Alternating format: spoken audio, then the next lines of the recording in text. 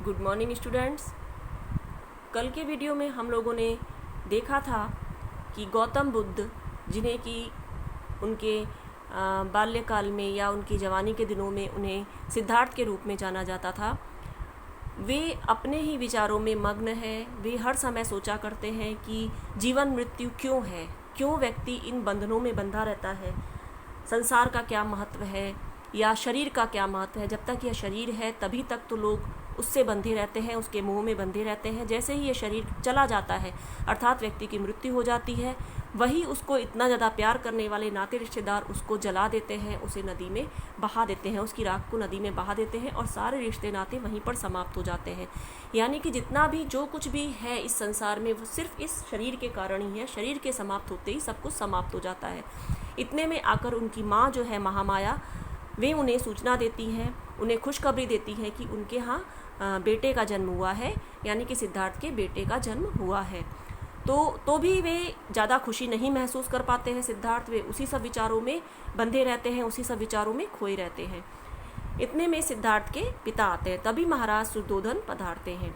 सिद्धार्थ पिता को देखकर चौंकते हुए प्रणाम करते हुए, प्रणाम स्वीकार करें शुद्धोधन, आयुष्यमान भव। शुद्धोधन जो है उनको आशीर्वाद दे रहे हैं। आयुष्यमान भव मतलब तुम्हारी उम्र लंबी हो। चलो सिद्धार्थ, आज का सा दिन नित नहीं आता। नित का मतलब होता है रोज, नित्य। नित नहीं आता, नित का हम पर्यायवाची लिख सकते हैं, नित्य, रोज। आप लोग बुक और पेंसिल लेकर बैठिए और साथ के साथ नोट करते जाइए, वरना होता क्या है कि यदि अंदर से कोई भी शब्द पूछ लिया जाता है तो आप लोग उसको लिख ही नहीं पाते हैं। यही चीज़ आप लोगों के साथ संस्कृत में भी हुई है। संस्कृत में भी 2 वर्ड्स खाली चैप्टर के अंदर से पूछ लिए, आधी क्लास का मैसेज आना शुरू हो गया, मैम ये चैप्टर में है ही नहीं। क्यों? जब हम लोग पाठ पढ़ाते हैं तो सब कुछ बताते हुए चलते हैं, आप लोग उस समय उसे सुनते नहीं हैं, उसके बाद आप लोग परेशान होते हैं। लिखते समय भी, एग्ज़ाम में भी ज़्यादातर बच्चों ने उन 2 शब्दों को छोड़ दिया है। इसलिए ध्यान दीजिए, जब आपको पढ़ाया जा रहा है एक एक शब्द का हम अर्थ बताते चलते हैं, तो यहाँ पर हम कोई टाइम पास नहीं कर रहे हैं। आपको उन्हें ध्यान से सुनना है, नोट करते जाना है, तभी आपको एग्ज़ाम में कहीं से भी पूछा जाएगा, आप लिख सकेंगे। तो चलो सिद्धार्थ, आज का सा मंगल दिन नित नहीं आता। नित का अर्थ है नित्य या रोज। सिद्धार्थ महाराज, मुझे तो चारों ओर अंधेरा ही अंधेरा दिखाई देता है।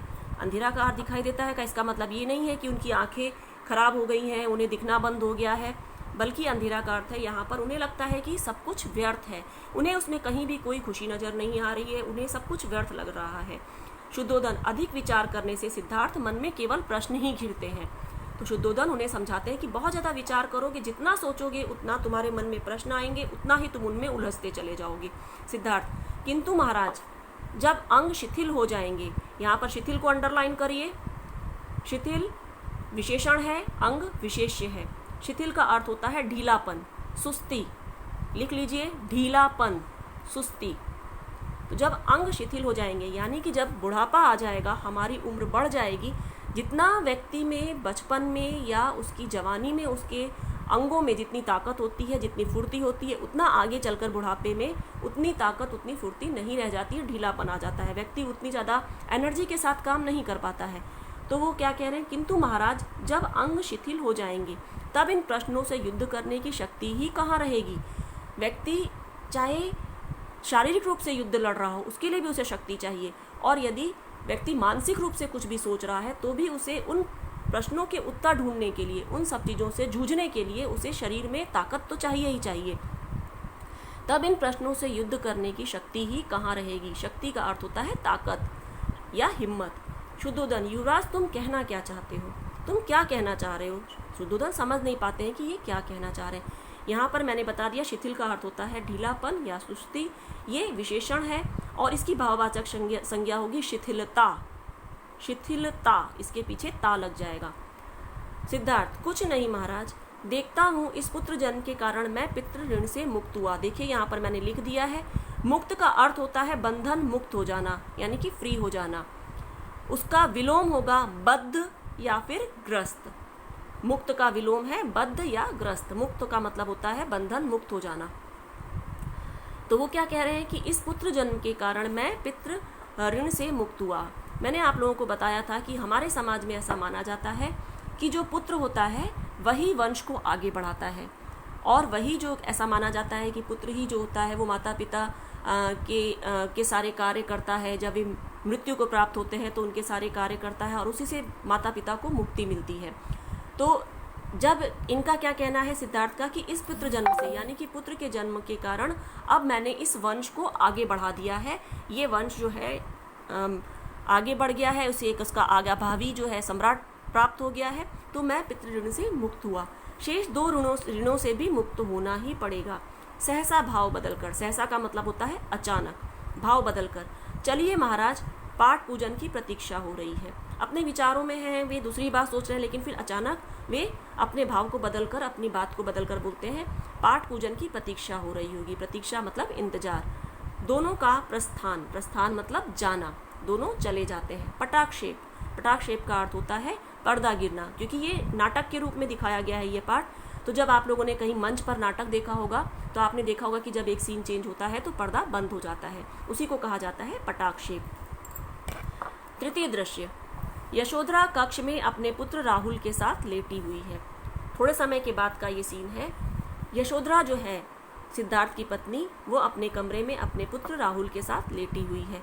कक्ष में एक स्वर्ण दीप जल रहा है। स्वर्ण का पर्यायवाची लिख लीजिए, सोना, कनक। स्वर्ण दीप जल रहा है। कमरे का दरवाज़ा धीरे हल्के से खुलता है। कमरे का दरवाज़ा धीमे से खुलता है। यशोधरा चौंकते हुए, कौन? सिद्धार्थ, क्या चौंक गई यशोधरा? यशोधरा उठने की चेष्टा के साथ, चेष्टा मतलब प्रयास। प्रणाम आर्यपुत्र, अभी सोए नहीं? सिद्धार्थ, नहीं तो आज तक सोया ही था, अब तो जागने की बेला आ गई यशोधरा। अब इनका इस पूरे सेंटेंस का कहने का अर्थ ही कुछ अलग है। यहाँ पर आगे जितनी भी इनके बात आपस में होती है उसमें सिद्धार्थ के कहने का अर्थ कुछ और है। मतलब एक गूढ़ अर्थ है उनका, जो वो शब्दों में बोल रहे हैं उनका अर्थ वो नहीं है, वो कुछ और कहना चाह रहे हैं। तो सिद्धार्थ क्या कह रहे हैं? नहीं तो आज तक सोया ही तो था। मतलब आज तक सोने का क्या मतलब होता है? जब हम सो जाते हैं तो हम इस संसार से कट जाते हैं। बाहर संसार में क्या चल रहा है, सच्चाई क्या है, हम सब उन सब चीज़ों से अलग रहते हैं। तो सोने का अर्थ होता है कि सच्चाई से अलग रहना, सच्चाई से अज्ञात रहना। तो नहीं तो आज तक सोया ही तो था।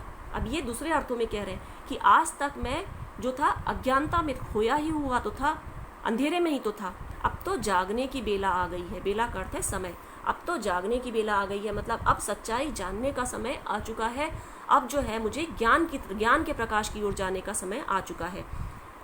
यशोधरा बात न समझते हुए, क्या भिनसार हो गई? भिनसार का अर्थ होता है सुबह। पर्यायवाची लिख लीजिए, सुबह, सवेरा, प्रातः, ये सब भिनसार के पर्यायवाची है।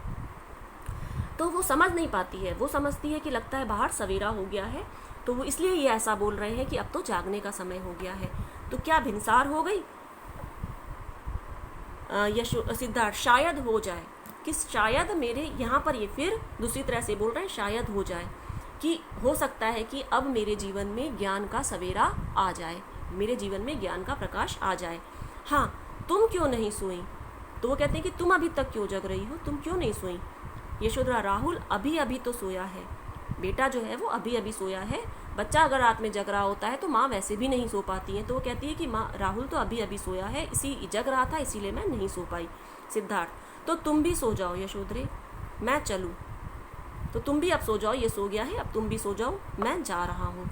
वो अब अपना जो है सिद्धार्थ, इस समय गृह त्याग करने का इनका समय आ चुका है। मैंने बताया था कि वे अपनी पत्नी तथा बच्चे को छोड़कर चले गए थे और जंगल में उन्होंने कठिन साधना की थी, तपस्या की थी। उसके बाद उन्हें बुद्धत्व की प्राप्ति हुई थी और उन्हें जो उनके मन में प्रश्न थे उन सभी प्रश्नों का जवाब उन्हें मिल गया था। तो तुम भी सो जाओ यशोधरे, मैं चलूँ। यहाँ पर वे अपनी पत्नी को ये बताने आए हैं कि अब मैं जा रहा हूँ। यशोधरा, बैठिए। सिद्धार्थ, जगने के बाद बैठा नहीं जाता है यशोधरा, बल्कि चला जाता है। कि अब मैं जग चुका हूँ, मतलब मुझे सच्चाई का ज्ञान हो चुका है कि यह संसार व्यर्थ है। अब मुझे होश आ चुका है, अब मेरे ज्ञान चक्षु खुल गए हैं। उसके बाद बैठा नहीं जाता है, आगे बढ़ा जाता है। यशोधरा, यह आज आप कैसी बातें कर रहे हैं? कुशंकाओं से मेरा मन घबरा रहा है।